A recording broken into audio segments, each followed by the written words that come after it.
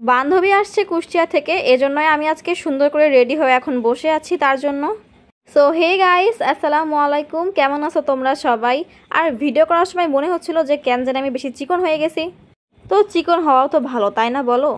আর দেখো এখন বাজে 3টা 5, আমি রেডি হয়ে বসে আছি বান্ধবীর জন্য। আমার বান্ধবীর আসতে একটু লেট হয়েছে, যাই হোক ব্যাপার না, একটু ওয়েট করলে কিছুই হয় না। তো আমি বসে বসে গল্প করতেছিলাম আমার ছোট বোনের সাথে। আজকে ও ওর সব রকমের কসমেটিক্স বের করছে, সব কিছুই গুছাচ্ছে। আমার বোন কিন্তু সাজুগুজু করতে খুব বেশি ভালোবাসে, তারই প্রমাণ হলো এই বক্স বক্স কসমেটিক্স। আমিও যখন যাই তখন মাঝে মাঝে কিছু না কিছু কিনে দিই ওকে, যাতে ও খুশি থাকে। তো বোনের সাথে কথা বলে এখন আমি বাইরে দাঁড়িয়ে ওয়েট করতেছি। আর দেখো আমার আম্মুর গাছগুলো একদম উল্টে পাল্টে গেছে ঝড়ের ঠেলায়। তো অপেক্ষার প্রহর ফাইনালি শেষ হলো, বিকজ আমার বান্ধবী চলে আসছে। আর এখন দুই বান্ধবী যাবো একটু ঘুরতে, একটু খাওয়া দাওয়া করবো, গল্প মজা করব। তো ফার্স্টে চলে আসলাম আগে আমরা স্যারের বাসায়। এই স্যারের কাছে আমার বান্ধবী পড়তো আগে, তো স্যারের সাথে দেখা করতেই আসছে। স্যারদের সাথে কিন্তু মাঝে মাঝে দেখা করলে তাদেরও কিন্তু ভালো লাগে। আর তারপরে স্যারের সাথে দেখা করে এখন আমরা চলে যাচ্ছি ঘুরতে। দুজনেই ভাবতেছি যে কোথায় যাওয়া যায় কোথায় যাওয়া যায়। দেন চলে আসলাম এই হাওয়া ভবনে। এখানে সাধারণত অনেক লোক থাকে, বাট আজকে দেখি একজন লোকও নাই, মানে 2-1 জন ছিল। তাই ভাবলাম এখানে কিছুক্ষণ চিল করি দুই বান্ধবী। আর আজকে আমি যে ব্লু কালারের ড্রেসটা পরছি এটা দিছে তোমাদের তারফিক খালা। তো একটু কিছুক্ষণ গল্প করে চলে আসলাম এখন এই দোকানটাতে। এইখানকার চা কিন্তু অনেক বেশি টেস্টি হয়। তো এখান থেকে আমরা 2 কাপ চা অর্ডার করে দিলাম, দুধ চা। তো অর্ডার দেওয়ার পর আমরা কিছু ভিডিও করতেছি, কিছু ছবি তুললাম। কিন্তু এই ভিডিওটা যতবারই করতেছি ততবারই জাস্ট ঘোলা হয়ে যাচ্ছিল, বাট কেন হচ্ছে তো সত্যিই জানি না। তো ভিডিও করতে করতে আমাদের দুজনের চাও চলে আসলো। আর দেখো নদীর ধারে বসে বসে এই সুন্দর ঠান্ডা ঠান্ডা ওয়েদারে দুইজন খাচ্ছে এখন গরম গরম চা। আমি তো এদিকে চা খাচ্ছি আর ভাবতেছি যে আজকে রাত আল্লাহ জানে কয়টা পর্যন্ত আমাকে চোর পাহারা দিতে হয়। আমার এমনি ঘুম ঘুম ভাই, তার উপর চা খেলে আমার একেবারেই ঘুম আসে না। এখানে বসে বসে গল্প করতে করতে চা খেতে তো বেশ মজা লাগছে দুই বান্ধবী একসাথে। নৌকা দেখে তো ইচ্ছা করতেছিল যে নদীর ওই পাড়ে যেতে, বাট না, আজকে যেহেতু আবহাওয়া খারাপ তো কোনো রকম কোনো রিস্ক আমরা নিলাম না। তোমরা কে কে আসো ভাই যে আমার মতো একদম চা ঠান্ডা করে খাও, মানে গরম চা খেতেই পারো না? আমি সেই পাবলিকদের মধ্যে পড়ি। ছোটোবেলা থেকেই আমি চা একেবারে ঠান্ডা করে খাই, মানে গরম চা আমি খাই না। তো চা খাওয়া দাওয়া শেষ করে এখন আমরা উঠে পড়লাম আবারও ভ্যানে। আর দেখো বাইরে কি পরিমাণে মেঘ করছে, আর এই ওয়েদারের মধ্যে আমরা দুইজন ঘুরতেছি। তো ভ্যান থেকে নামতেই আমার এতগুলো বান্ধবীর সাথে দেখা হয়ে গেল, সরি ছাগলের সাথে। বান্ধবীদের দেখে ভালোই লাগতেছে, ছাগলদের দেখে ভালোই লাগতেছে। তো যাই হোক চলে আসলাম এখন আমরা বোট হাউসে।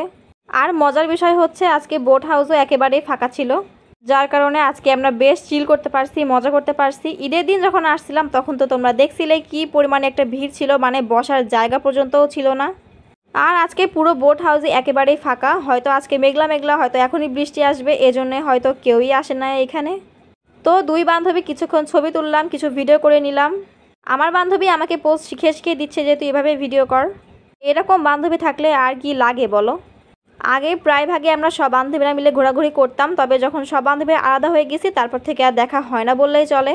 এরকমই বান্ধবীরা মাঝে মাঝে আসে, আর খুব কম দেখা হয় আমাদের, আর খুব কমই ঘোরাঘুরি করা হয়। তো ফার্স্টে ভাবছিলাম আগে মোমো খাবো, বাট কারেন্ট ছিল না বলে মোমোটা অ্যাভেলেবল ছিল না, তো আমরা ফ্রেঞ্চ ফ্রাই অর্ডার করছি। আর মজার বিষয় হচ্ছে যে অর্ডার দেওয়ার একটু পরেই কারেন্ট চলে আসে। আর দেখো এখান থেকে ভিউ দেখতে কি সুন্দর লাগতেছে না? বাইরে তো প্রচুর মেঘলা করছে, এখনই বৃষ্টি আসবে, যে কারণে আমার আম্মু বারবার ফোন দিচ্ছিল আর আমার বান্ধবীর আব্বুও বারবার কল দিচ্ছিল। তো এই তো ফাইনালি চলে আসলো আমাদের ফ্রেঞ্চ ফ্রাই। এতগুলো খেয়ে আমরা শেষ করতেই পারতেছিলাম না কোনোভাবেই। ব্যাপার না, গল্প করতে করতে সব একদম শেষ করে ফেলবো। ফ্রেঞ্চ ফ্রাইটা বেশ মজাই ছিল, কিন্তু আমরা একটু তাড়াহুড়াই করতেছি কারণ বাইরে বৃষ্টি শুরু হলে আর যেতে পারবো না কোনোভাবেই। তো দুই বান্ধবী একদম চিয়ার্স করে খাচ্ছে একদম সস দিয়ে চেটেপুটে। ফ্রেঞ্চ ফ্রাই একদম গরম গরম নিয়ে আসছে, তাই আমি খেতে গেছিলাম আর একদম জিভা পুড়ে গেছে আমার। আর এত পরিমাণে গরম ছিল যে কি বলবো, তোমরা আমার রিয়াকশান দেখেই বুঝতে পারতেছো। নিজের রিয়াকশান দেখে নিজেই হাসতে হাসতে আমি শেষ হয়ে গেছি একেবারে। তো যে পিচ্ছি ভাইয়াটা আমাদের অর্ডার নিয়েছিল সে তার ফোনটা আমাদের কাছে দিয়ে গেছে। আর দেখো ভেতরে একেবারেই ফাঁকা, আমরা আমাদের ইচ্ছা মতো গান শুনতেছি, নাচতেছি আর খাওয়া দাওয়া করতেছি। আর গানটা যদি হয় অভি তো পার্টি শুরু হুই হ্যাঁ। তো ফাইনালি অনেক কষ্টের পর দুই বান্ধবী আমরা শেষ করতে পারছি। তো খাওয়া দাওয়া শেষ করে একদম ঝটপট বের হয়ে পড়ছি। আর দেখো বাইরের কি একটা অবস্থা, আমার বাসা তো কাছেই ব্যাপার না, কিন্তু আমার বান্ধবীর বাসা অনেক দূরে।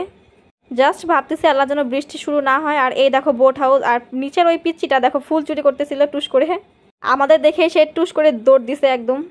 আর আমরা দুজনে এখন ভ্যান নিয়ে নিছি। আর আমি তো আল্লাহ আল্লাহ করতেছি যে আল্লাহ যেন বৃষ্টি না হয়, এখন আমার বান্ধবীর জন্য বাসায় যাওয়ার পর বৃষ্টি হয়। তো তারপরে দুই বান্ধবী আলহামদুলিল্লাহ ভালো মতোই বাসায় পৌঁছাই গেছি আমরা।